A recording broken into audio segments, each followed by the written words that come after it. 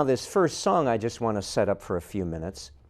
It's kind of a dark horse song. If I were going to list of my 300 songs, my top 10 or top 20 or my top masterpieces of songwriting, I'm not sure this song would be on that list. I chose it to lead off this set because it itched. It felt good. There's something about this song that just spoke to me at the moment when I was preparing this set. If I had done this performance 6 months before this or 6 months after this, maybe it wouldn't have itched as good, but part of my philosophy of creating a set, creating a performance is, what itches good now? What feels good to me? What will get me off right now? These songs of mine, they come and go in terms of this energy, this attraction to me.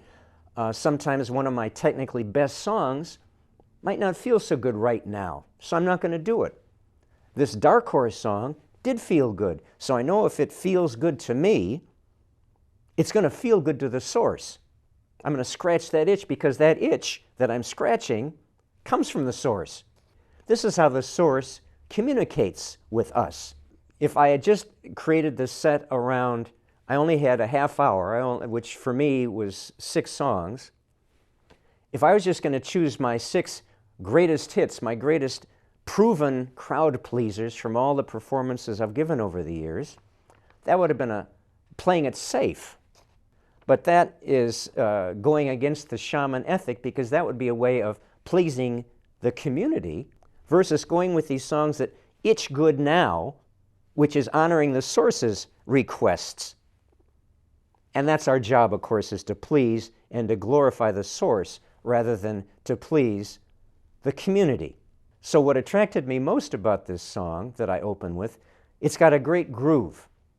That's what itches good to me. What itches the best to me is the groove. It's got this irresistible beat, which is infectious to me, and I know will be infectious to the source, and I have a pretty good bet will be infectious to the audience.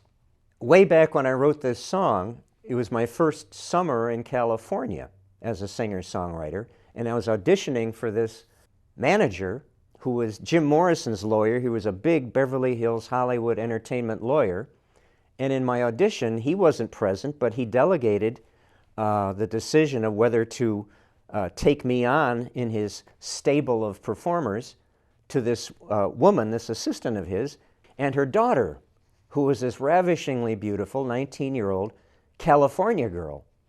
And when I started playing this song, before I even spoke one of the lyrics, spoke a lyric, when I was just playing the beat, I saw the girl start to do this in her chair, and I knew I was in. So every time I sing this song, I kind of picture that young California girl and the effect this song had on her, and I'm serenading her.